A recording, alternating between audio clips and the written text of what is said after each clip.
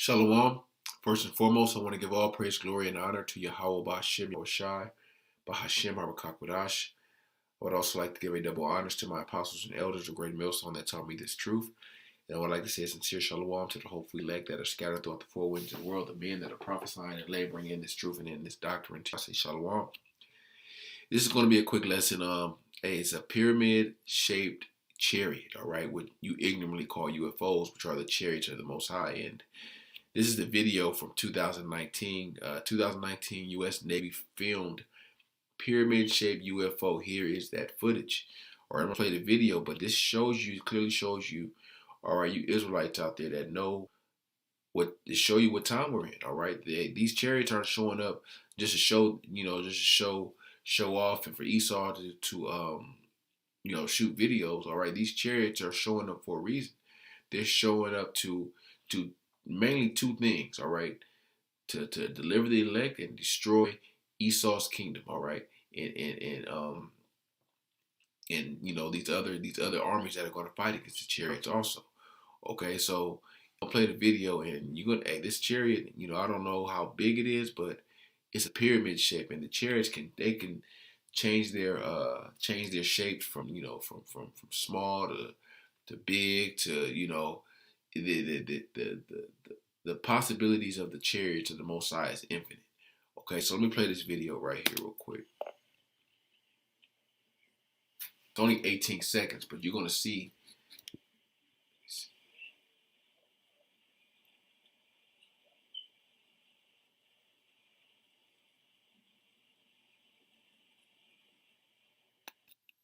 So there you have it right there. A pyramid-shaped chariot. So, and this is back in 2019. I guess that he just uploaded the footage, but hey, we're living in the times where the Most High is about to see judgment, and things is about to get heavy. Okay, and it's more and more chariot sightings every day, and these are those signs, these are those tokens that are spoken of in scriptures. Okay, that's prophecy. Okay, that the Heavenly Father was going to send back His Son in the same fashion that He left this place. All right, let me grab this real quick. This is the book of 2nd Ezra, chapter 9, and I'll start at verse 1. He answered me then and said, "Measure thou the time diligently in itself, and when thou see part of the signs pass, which I have told thee before." All right, and, hey, these chariots are part of those signs. Okay, then thou shalt understand that it is the very same time wherein the highest will begin to visit the world which He made. Okay, hey, the highest is beginning to visit. Okay, he's been visiting. Okay, this, like I said, this is back in 2019. This is almost almost 2 years ago, depending on what month they shot this in. Okay, but let me see. Let me scroll back.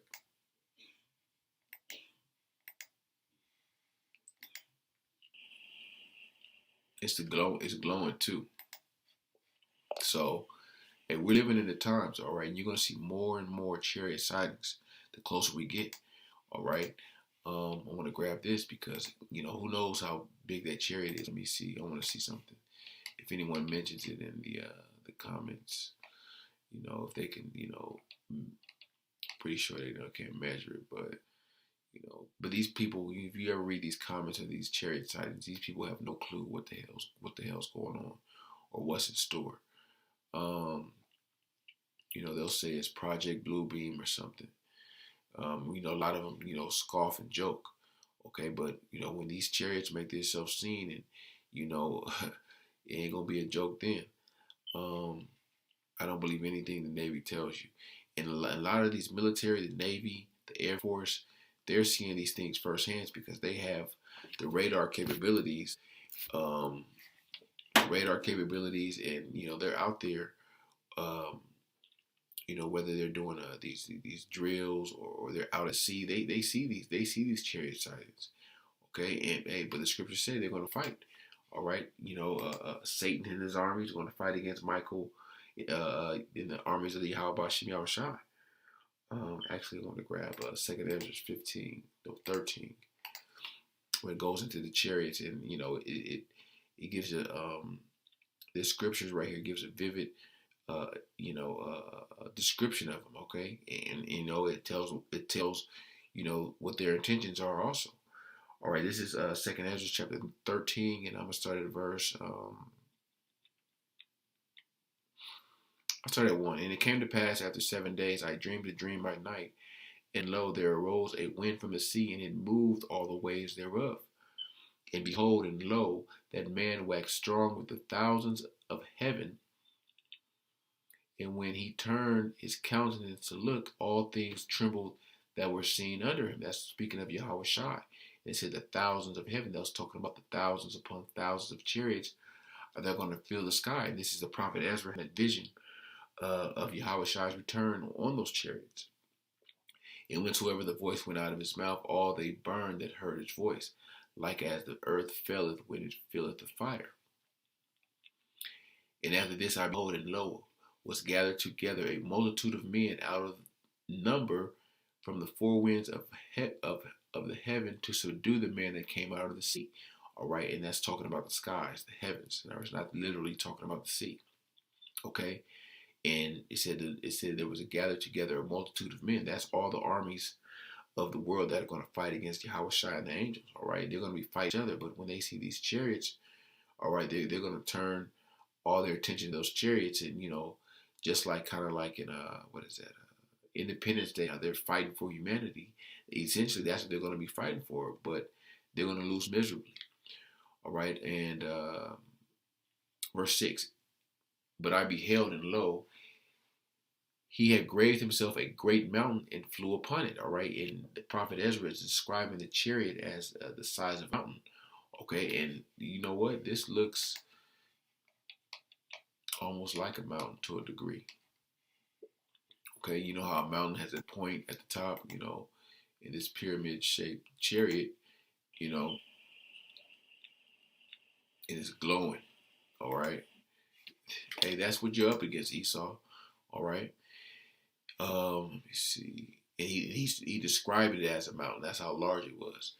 But I would have seen the region or place whereout the hill was graven. I could not. All right. He couldn't even see the beginning of the end of this chariot. It was so big. All right. And after this, I beheld, and lo, all they that were gathered together to subdue him were sore afraid, yet durst fight. So all those armies that are going to fight against the Lord, all right, in the chariots, they're going to be afraid, but they said they durst fight. All right, they're going to be trembling. Okay, imagine being up in one of those F-15s and you see that you don't have a shot. Okay, and lo, as he saw the violence of the multitude that came, he neither lifted up hand nor held sword nor any instrument of war. All right, so he didn't have to have a fighter jets with ICBMs on it or guns on it. All right, he didn't lift up a hand or sword or anything. But all I saw that he sent out of his mouth, and it had been a blast of fire, and out of his lips a flaming breath, and out of his tongue he cast out sparks and tempests. All right, that's that concentrated fire that's going to be coming from those chariots. All right, when they make their return. All right.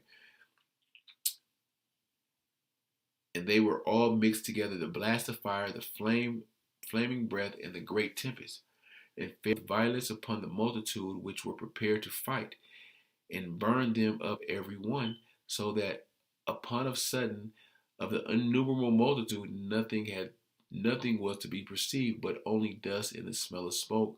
When I saw this, I was afraid. So all those armies, okay, with tanks, what are those shits called? Stealth bombers, F-15s, those battleships. They said nothing but the smell of smoke. All right, those things were vaporized. That's what you're dealing with. That's what Esau's up against. But it says here in the 8th verse, they were so afraid yet durst fight. The Most High is going to put the Spirit on them to fight. All right, they can't even fathom what the hell this is. All right, they have no clue. It is a pyramid-shaped UFO, but they're going to fight. And that's how proud Esau is.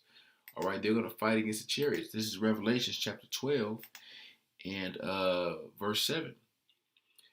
And there was war in heaven. Michael and his angels fought against the dragon, and the dragon fought and the dragon fought in his angels. All right, that's the dragon is talking about Esau and their armies.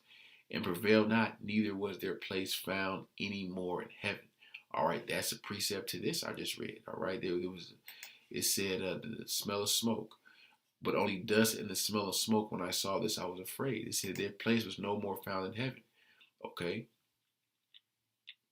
I want to get this in Acts, because this is how Yahawashi is going to return, who you ignorantly call Jesus Christ. This is how he's making his return.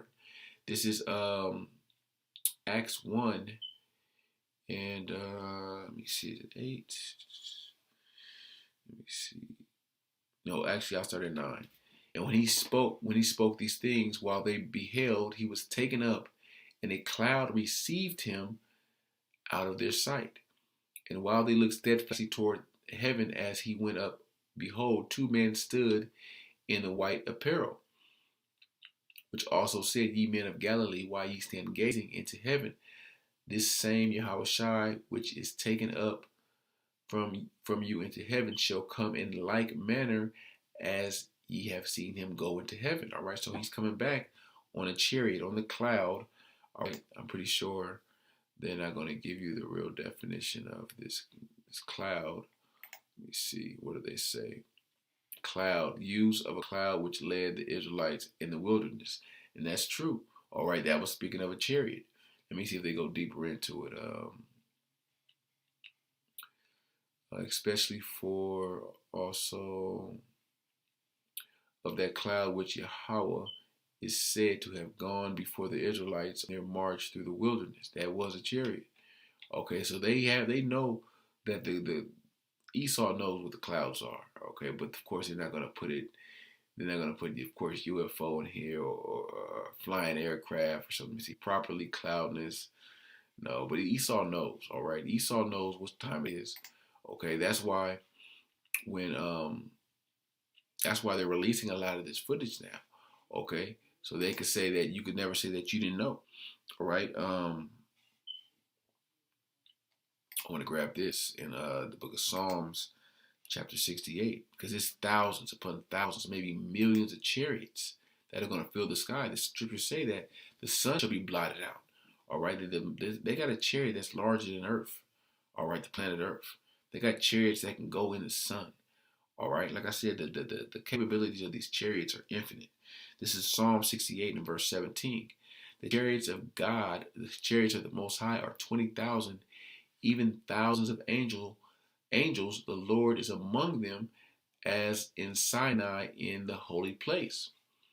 Okay, so it's thousands upon thousands of chariots, that the Heavenly Father is going to send on this place. And hey, they're going to be doing 2 things.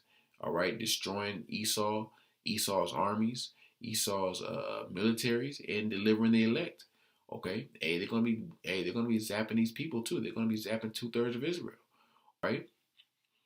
It's the book of Isaiah 65 and 66. 66, and I'm starting at verse 15. For behold, the Lord will come with fire, and with his chariots like a whirlwind, to render his anger with fury, and his rebuke with flames of fire. All right, those chariots, like a whirlwind, are talking about the so-called UFOs. All right, and like I said, let me see. I think that's Ezekiel, the 1st chapter, where it describes the different, how the chariots can, change, and let me see, the vision of 4 figures. Let me get to it. Actually, this whole chapter. Actually, let me finish this verse in Isaiah 66, so I can. 66 and verse 16. For by fire and for by his sword the Lord will plead with all flesh, and the slain of the Lord shall be many. All right, so there's going to be a lot of death that goes on. All right, of course, the ICBM missiles that are going to hit Babylon and wipe this place off completely off the face of the earth. All right, but also those chariots are going to put in work also. All right, let me jump back with Ezekiel. Ezekiel 1 and 4, and I looked, and behold, a whirlwind came out of the north, a great cloud, and a fire enfolding itself, and a brightness was about it, and out of the midst thereof was a color of amber, and out of the midst of fire. All right, let me see what they say a cloud is. Of course, I want to see if they're going to reference the cloud in in Egypt. Let me see. A cloud as covering and veiling of heaven. Very large army coming in a cloud. A cloud covering the sky. But you know, Esau, like I said, Esau knows what time it is with these chariots. Okay, you got pyramid chariots, you got chariots that can go to the size of a tic tac. They got chariot. The chariots is, like I said, there's infinite capability with the chariots. All right, and this Esau knows it. All right, and their military, their technology is no match. All right, chariots don't have engines. They don't have to have. They don't need fuel. They don't need oil changes. Okay, they just go. All right, and you know that technology, Esau's technology is what the Most High gave him.